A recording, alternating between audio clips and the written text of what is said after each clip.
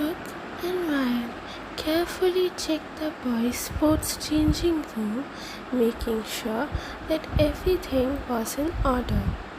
They were just about to go outside when suddenly the door slammed shut and they heard the sound of the lock clicking into place.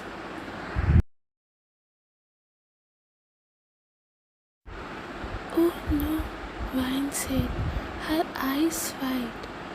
Fear locked in here. Cook tried the doorknob, but it wouldn't budge. He jiggled the lock, but it was secure. Looks like we are stuck here, he said, looking around the room. At least for now. Ryan sat down on one of the benches. What are we going to do now? She asked. John and Anna are going to be so worried when they can't find us. Cook looked around the room, trying to think of a solution. I don't know, he said, but we can't just sit here and do nothing. He began to search through the room, looking for anything that might help them escape. Ryan got up and began to help him look. They searched through the lockers, the benches, and even the showers, but they found nothing that could help them get out of the room.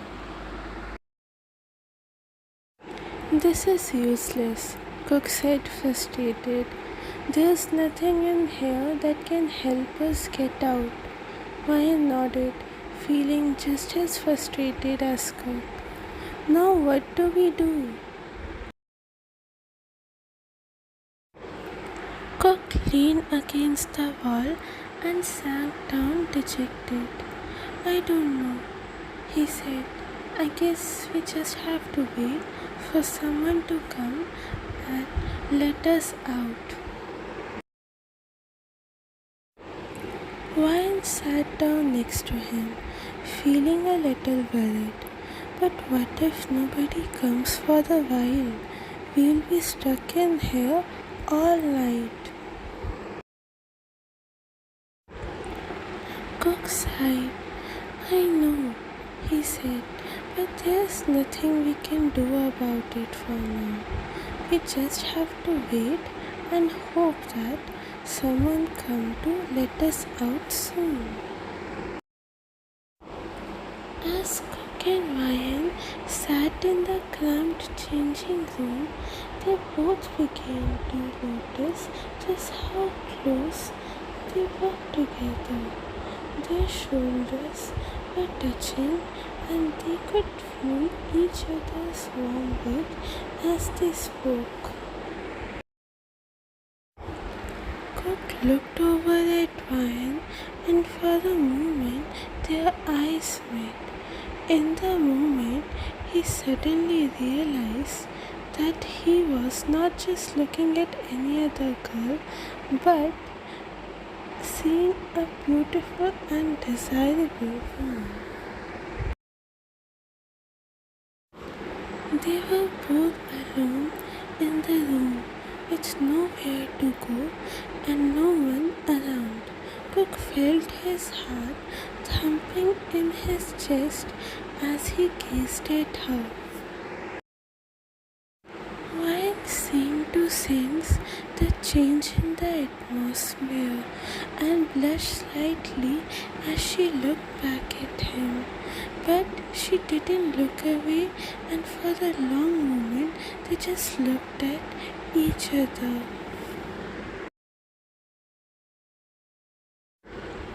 Cook's mind was racing.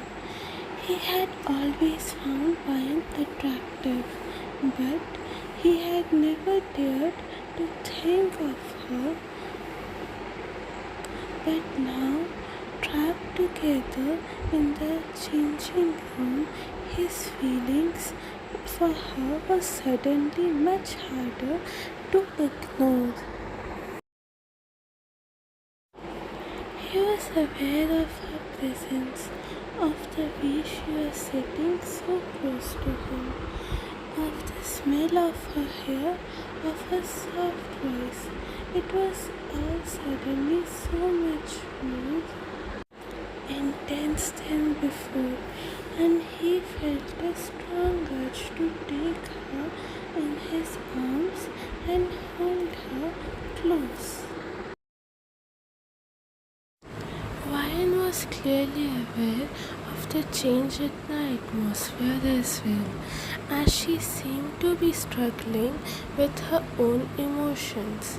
She was looking at Cook with a mixture of trepidation and excitement, and there was a hint of a smile on her lips.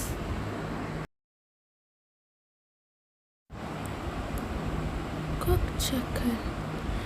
"Looks like someone is hungry," he said. Ryan blushed. "Yeah, sorry," she said.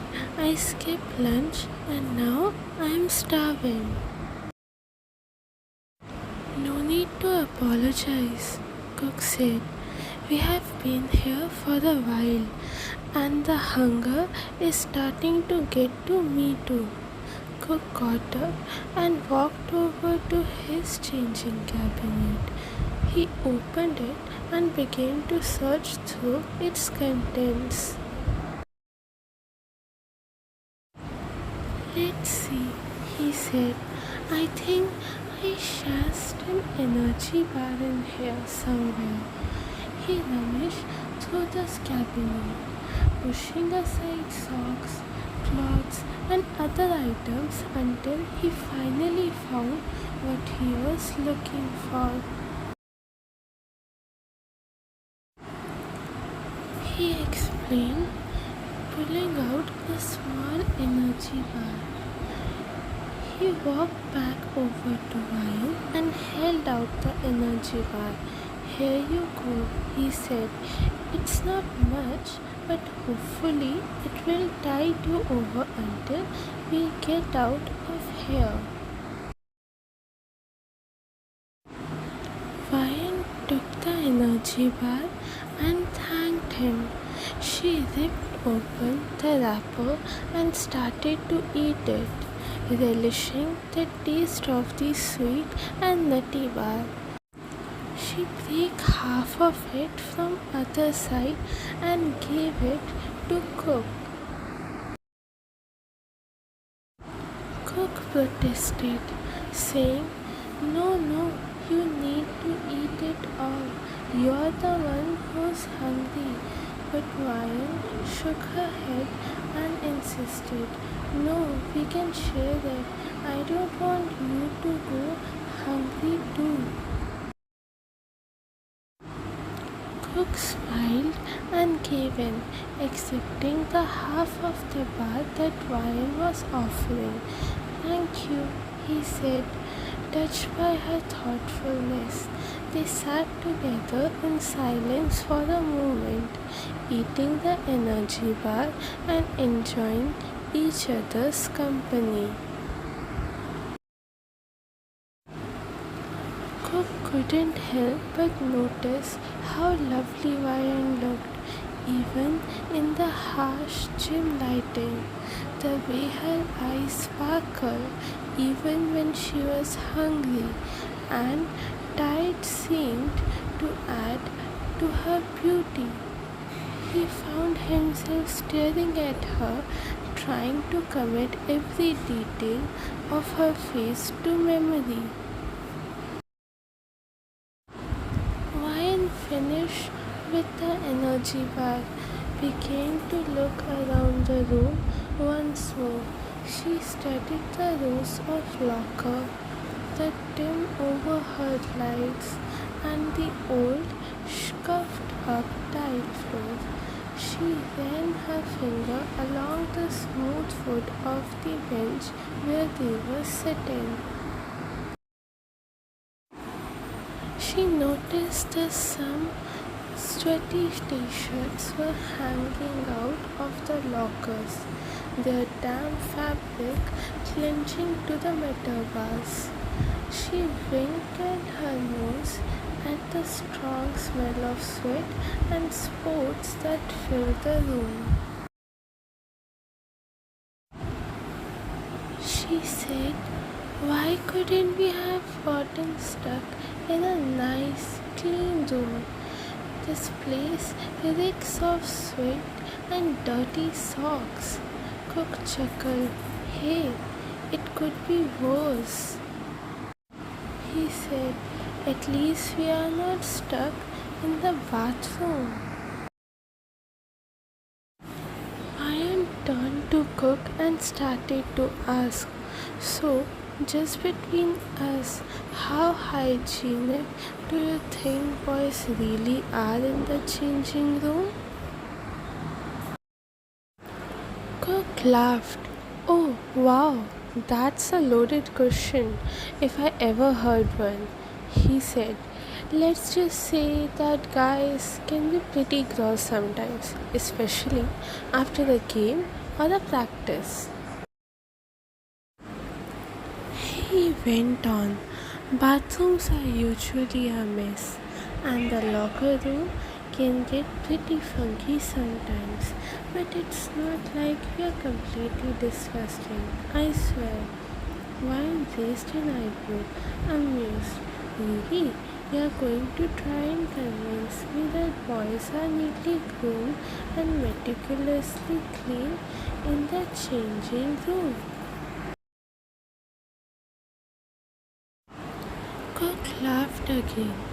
"Okay, so maybe we are not that neatest, but we do have a sense of hygiene. We just have different standards than you girls." Both chuckled. Suddenly the overhead lights went off, plunging the room into darkness. Cook and Ryan gasped in surprise. "What happened?" Ryan asked, her voice a little shaky.